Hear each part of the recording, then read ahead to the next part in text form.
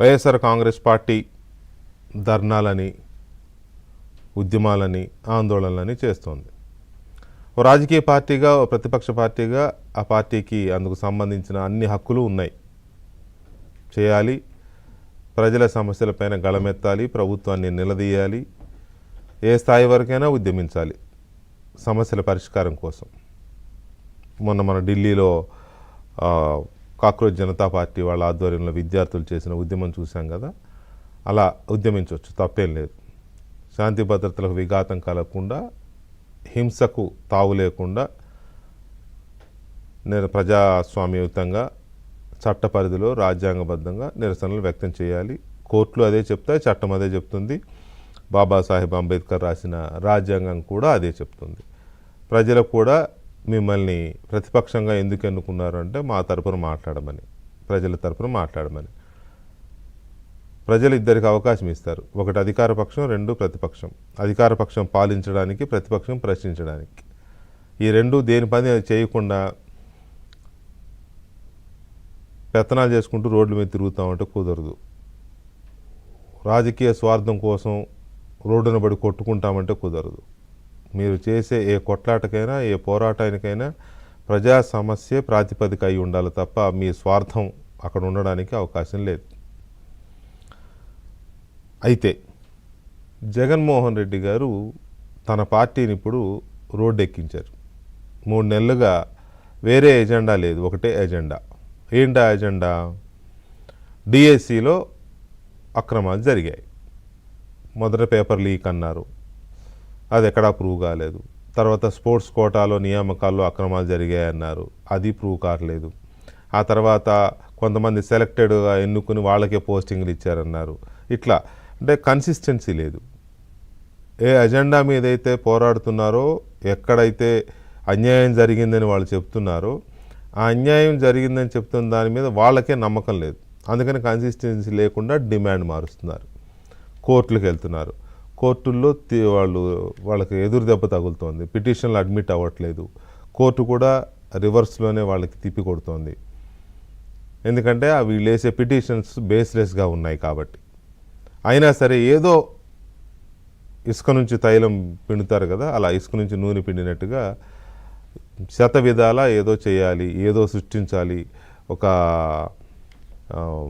అనుమానాన్ని నిజం చేయాలి, లేకపోతే వీళ్ళు ఏదైతే ఆరోపణ చేశారో ఆరోపణని నిజం చేయాలి, ఈ ప్రభుత్వం మీద బురద చల్లాలి. బురద చల్లొద్దని నేను అనట్లా.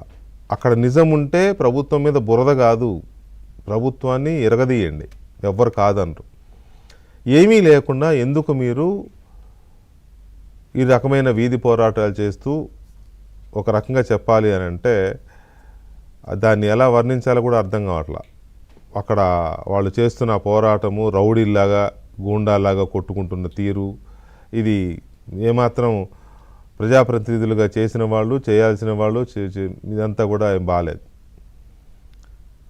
అయితే డిఎస్సి విషయంలో వైసీపీ ఎందుకు యాగీ చేస్తోంది అనే ప్రశ్నకు ముందు ఇంకొక ప్రశ్న. ఈ ప్రశ్న డైరెక్ట్గా నేరుగా జగన్మోహన్ రెడ్డి గారిని అడుగుతున్నాను నేను ఇవాళ. మీరు డిఎస్సిలో అవకతవకలు జరిగాయనుకున్నా, పేపర్ లీక్ అయిందనుకున్నా, లేక ఇంకేదన్నా పోస్టింగులు ఇవ్వడంలో అక్రమాలు జరిగాయని మీరు అనుకున్నా, మీరు పోరాడండి, తప్పులేదు. కానీ నీట్ విషయంలో ఎందుకు ఇలాంటి పోరాటం చేయలేదు?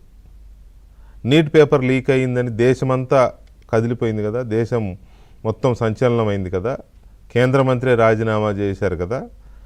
ఆ విషయంలో ఎందుకు మీ పార్టీ నోరిప్పలేదు? తెలుగుదేశం పార్టీ, జనసేన పార్టీ అంటే ఎన్డీఏలో ఉన్నాయి, బీజేపీ అంటే ఎన్డీఏలో ఉంది, ఎన్డీఏ బీజేపీ లెడ్ కాబట్టి ఓకే, వాళ్ళు మాట్లాడలేదు అని అంటే వాళ్ళు అధికారంలో ఉన్నారు కాబట్టి మాట్లాడలేదు అనుకుందాం. అయినా కూడా ఎన్డీఏలో కేంద్ర ప్రభుత్వం మంత్రి రాజీనామా చేశారు అంటే తప్పు, అక్కడ ఒప్పుకున్నారు. కానీ అపోజిషన్ పార్టీగా ఉన్న మీరు ఎందుకు మాట్లాడలేదు? మీకు నీట్ గురించి మాట్లాడాలనిపించలేదా? లేక పేపర్ లీక్ అయ్యిందని మీరు అనుమానించలేదా? లేక నీట్ ప్రశ్నపత్రం లీక్ అయిందంటే మీకు నమ్మబుద్ధి కావట్లేదా? లేక దానిపైన మాట్లాడడానికి మీరు ఇష్టపడట్లేదా? లేక దానిపైన మాట్లాడడానికి మీకు భయం వేస్తుందా? వణికిపోతున్నారా? నీట్ పేపర్ లీక్ అయ్యిందంటే మోదీ గారికి అమిత్ షా గారికి ఎక్కడ కోపం వస్తుందో తీసి లోపలేస్తారేమో అని భయం వేస్తుందా? భయం వేసిందా? ఎందుకు నీట్ మీద ఒక్క మాట కూడా మాట్లాడలేదు? లక్షలాది మంది విద్యార్థులు దేశవ్యాప్తంగా ఉద్యమం చేస్తే, వేలాది మంది విద్యార్థులు జంతర్ మంతర్లో అంత పెద్ద ఎత్తున ఉద్యమిస్తే ఒక రాజకీయ పార్టీగా మీకు బాధ్యత అనిపించలేదా? వెళ్ళి వాళ్ళకు మద్దతు పలకాలనుకోవడం కానీ, లేకపోతే కనీసం ఆంధ్రప్రదేశ్లోనైనా మీరు ఒక మద్దతుగా ఒక ర్యాలీ అయినా తీయొచ్చు. ఢిల్లీ దాకా వెళితే పోనీ వాళ్ళు రాజకీయంగా బురద అంటుందని వాళ్ళే అన్నారు కాబట్టి మీలాంటి వాళ్ళు వస్తే మాకు ఆ మైకిలు మాకు అంటుంది, మీరు రావద్దని అన్నారులే వాళ్ళు విద్యార్థులు అందరూ. అలాంటప్పుడు మీరు మద్దతు అయినా ప్రకటించాల్సింది కదా, ఎందుకు ప్రకటించలేదు?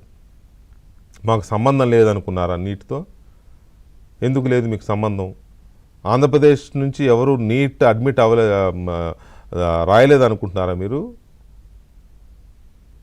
ఆంధ్రప్రదేశ్లో 65,000 మంది, 65,957 మంది నీట్ రాయడం కోసం రిజిస్టర్ చేసుకున్నారు. వాళ్ళలో 60,186 మంది ఎగ్జామ్ రాశారు, నీట్ ఎగ్జామ్. అది పేపర్ లీక్ అయిందని తెలిసాక మళ్ళీ ఎగ్జామ్ పెట్టారు. అంటే 60 నుంచి 70,000 మంది నీట్ ఎగ్జామ్ రాశారు ఆంధ్రప్రదేశ్ నుంచి. ఫైనల్గా 33,221 మంది సెలెక్ట్ అయ్యారు. అంటే ఇంత పెద్ద ఎగ్జామ్ ఇది. మొత్తం దేశవ్యాప్తంగా 24.5 లక్షల మంది నీట్ రాశారు.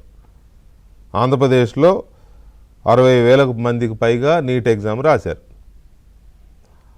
ఒకసారి ఎంతో కాన్ఫిడెంట్గా చదివి కోచింగ్ సెంటర్లో వేలు లక్షల రూపాయలు ఖర్చు పెట్టి ఎగ్జామ్ రాసిన తర్వాత ఆ పేపర్ లీక్ అయిందని ఆ పరీక్షను రద్దు చేస్తే రాసిన అభ్యర్థి విద్యార్థి జస్ట్ ఇంటర్మీడియట్ పాస్ అయిన విద్యార్థి యొక్క మానసిక పరిస్థితి ఎలా ఉంటుంది, ఆ తల్లిదండ్రుల పరిస్థితి ఎలా ఉంటుంది?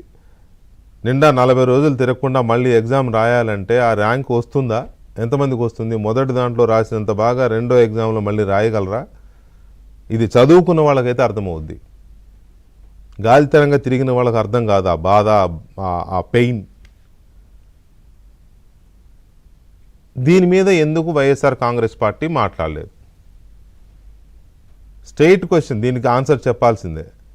మేము చెప్పకుండా మేము తప్పించుకుంటాం అని అంటే జనం అర్థం చేసుకుంటారు, ప్రజలు అర్థం చేసుకోవాలనే ఈ చర్చ కూడా.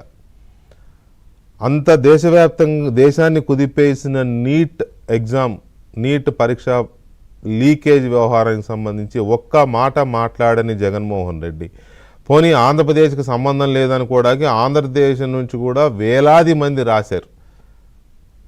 మరి అలాంటప్పుడు మా రాష్ట్రం పిల్లలు కూడా చాలా పెయిన్ ఫీల్ అవుతున్నారు, చాలా బాధపడ్డారు, చాలామంది నష్టపోయారని మాట్లాడాల్సిన బాధ్యత ఈ నాయకుడికి కానీ ఈ పార్టీకి కానీ లేదా? అలాంటిది ఏమీ లేని డిఎస్సి పైన ఇంత యాగి ఎందుకు చేస్తున్నారు? ఎప్పుడో సెప్టెంబర్లో నోటిఫికేషన్ ఇచ్చేసి సెప్టెంబర్లో ఎగ్జామ్ పెట్టేసి అక్టోబర్లో పోస్టింగ్లు కూడా ఇచ్చేసిన డిఎస్సి మీద ఇప్పుడు యాగి ఏంటి? ఎక్కడన్నా ఒక్కడు ప్రూవ్ అయిందా?